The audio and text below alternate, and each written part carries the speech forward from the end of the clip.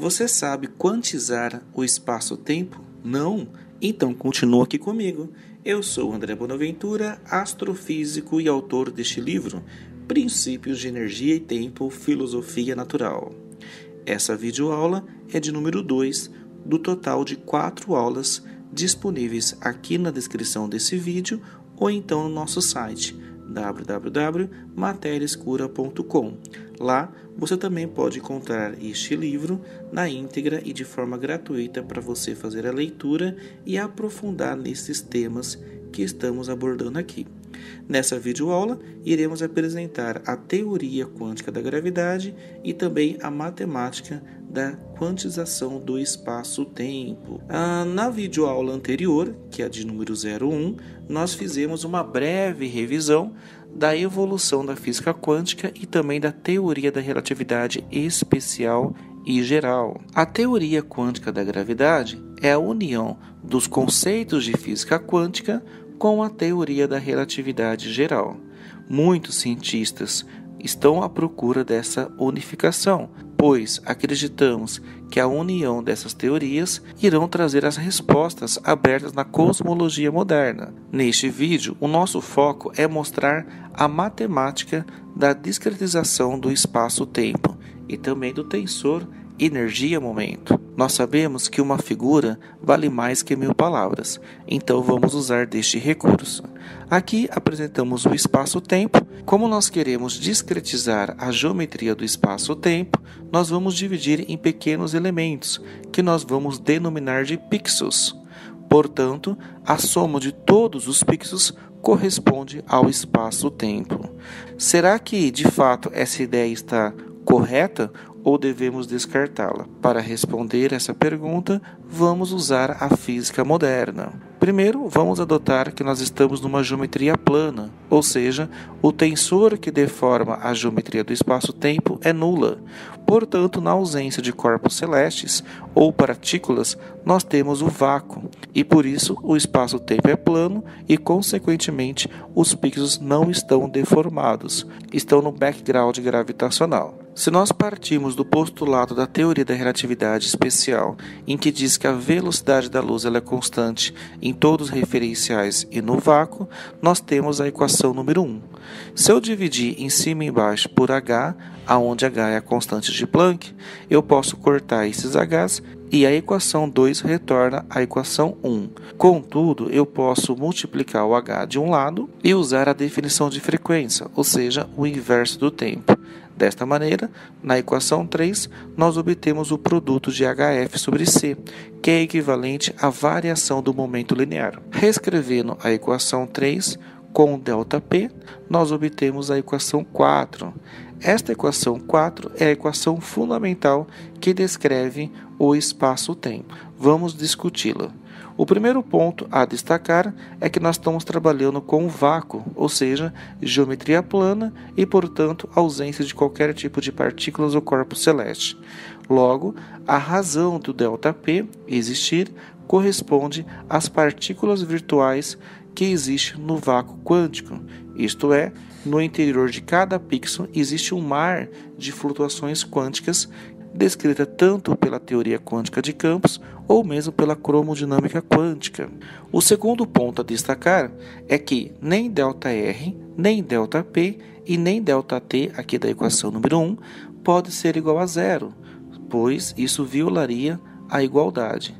Este fato mostra, portanto, que o espaço-tempo ele não é contínuo, e sim ele é granulado, ou seja, formado por pixel, respondendo à nossa indagação inicial. Isto é, o espaço-tempo ele pode sim ser formado por pixels. Da teoria da relatividade geral, nós sabemos que um corpo celeste, tal como um buraco negro ou uma estrela, por exemplo, consegue deformar o espaço-tempo.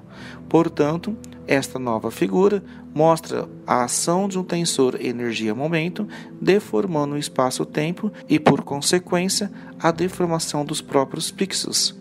Voltando a analisar a equação 4, nós entendemos então por que os parâmetros ΔR e ΔP são parâmetros livres, pois na presença de um tensor energia-momento, eles podem assumir quaisquer valor, uma vez que tais valores estão em função da posição e da intensidade do tensor T-mini. Nós podemos analisar através da equação 4 que o produto de ΔR por ΔP é sempre igual a constante de Planck.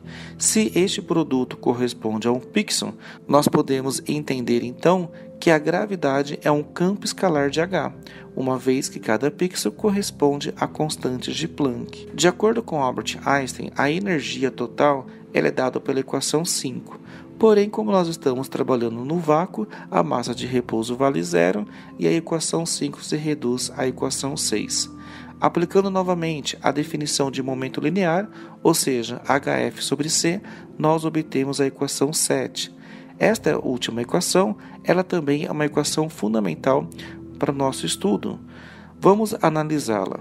Assim como nós definimos que o produto de ΔR por ΔP é igual a um pixel do espaço-tempo, nós podemos definir que o produto de ΔI por ΔT também é um pixel, mas de uma nova geometria, ou seja, de uma geometria energia-tempo.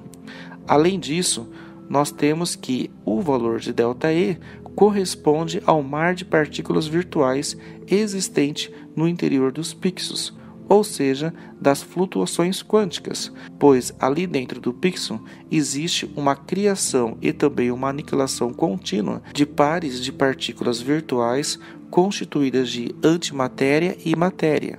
O encontro de uma antimatéria e antimatéria dá origem a um fóton virtual. Por mais que nós não podemos detectar individualmente uma partícula virtual, nós sabemos que sempre haverá uma energia associada a ela. Igualando a equação 4 com a equação 7, nós encontramos o resultado mais importante deste capítulo, ou seja, a equivalência entre os pixels e, portanto, a equivalência entre as geometrias. Por isso, um observador não consegue distinguir se ele está na geometria do espaço-tempo ou na geometria energia-tempo. Então, nós podemos definir que a estrutura mais fundamental que preenche todo o nosso universo não é apenas o espaço-tempo, mas sim a sobreposição dessas geometrias, ou seja, a geometria espaço-tempo-energia. Contudo, é claro que nós podemos analisar apenas a geometria espaço-tempo no contexto da teoria da relatividade geral, ou nós podemos analisar a geometria energia-tempo. Conforme descrito no livro Princípios de Energia-Tempo, ela nos permitirá unificar todas as forças fundamentais da natureza.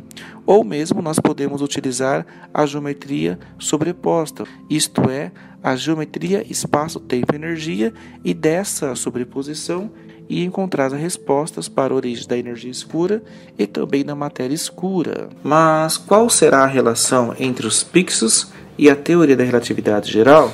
É o que nós vamos estudar agora. De acordo com Einstein, a equação de campo que descreve a gravidade é dada pela equação 9, ou seja, o lado esquerdo corresponde à geometria do espaço-tempo, que é o tensor Gemini, e o lado direito corresponde ao tensor energia-momento, que deforma o espaço-tempo. A constante K também é conhecida como constante de acoplamento. Isolando a constante K, nós encontramos a razão do tensor Gemini pelo tensor T-mini. Fazendo uma análise dimensional da constante K, nós encontramos que no sistema internacional ela é dada por metro por joule. Lembrando que a equação 4 e a equação 7 representam os pixels, nós podemos associar essas duas equações em um sistema linear e dividir uma equação pela outra a fim de encontrar a relação 12. No sistema internacional, nós observamos que as relações obtidas pela equação 12 também é metro por joule, ou seja, a constante de acoplamento é a ponte que liga os pixels, que são as propriedades quânticas, com a teoria da relatividade geral, que possui as propriedades geométricas. Parafraseando Arquimedes, eureka! Porque a constante de acoplamento proposta por Albert Einstein em 1915 é o que unifica as propriedades quânticas com a geometria. Sendo assim, podemos igualar a equação 10 com a relação 12, obtendo a equação 13. Vou repetir aqui a equação 13, pois ela nos permitirá encontrar as relações fundamentais da teoria quântica da gravidade. A partir dela, nós podemos obter a equação 14. Note que colocamos o índice zero tanto no tensor Gemini como no tensor Temini da equação 14, porque esses tensores representam a deformação local em um certo pixel. Da mesma forma, a partir da equação 13, nós obtemos uma equação de campo, tanto para os pixels do espaço-tempo, como uma equação de campo para o tempo. Analisando a equação 14 e 15, nós podemos observar que, além da similaridade das equações, fisicamente o lado esquerdo corresponde à geometria, ou seja, aos pixels, e o lado direito corresponde à energia que deforma a geometria. Como nós definimos na nossa ideia motivadora que a soma de todos os pixels corresponde à geometria global do espaço-tempo, nós podemos expressar matematicamente através da equação 17, ou seja, o tensor de Einstein é igual à somatória de todos os tensores locais que representa cada pixel. Aplicando essa definição da equação 17 na equação 14, nós obtemos a equação 18. Esta equação é uma equação de campo de Einstein quântica, pois observe que o tensor espaço-tempo, que é o tensor Gemini, ele é representado pela soma de todos os tensores locais, assim como a soma de todos os tensores energia-momentos locais corresponde ao tensor energia-momento proposto por Einstein em 1915. Da mesma forma, aplicando a equação 17 na equação 15, nós obtemos a equação 19, isto é, uma equação que soma todos os pixels e as suas propriedades. No próximo vídeo, nós iremos utilizar estas equações para descrever a origem da matéria escura. Além disso, no livro Princípios de Energia-Tempo, disponível gratuitamente no site www.materiaescura.com, vocês podem ver outras aplicações dessas equações. Por exemplo, uma equação que unifica todas as forças fundamentais da natureza e também a solução para o problema da densidade de energia do vácuo, que hoje nós sabemos que é o maior erro da cosmologia moderna, uma divergência de 124 ordens de grandeza entre o valor observacional e o valor teórico. Eu espero vocês no próximo vídeo e lembrando, se você gostou desse vídeo, dê um joinha, compartilhe e não esqueça de escrever aqui nos comentários qual é a sua cidade e se você é ou não um estudante de cosmologia, astronomia ou astrofísica, tá certo? Espero vocês então no próximo vídeo e obrigado.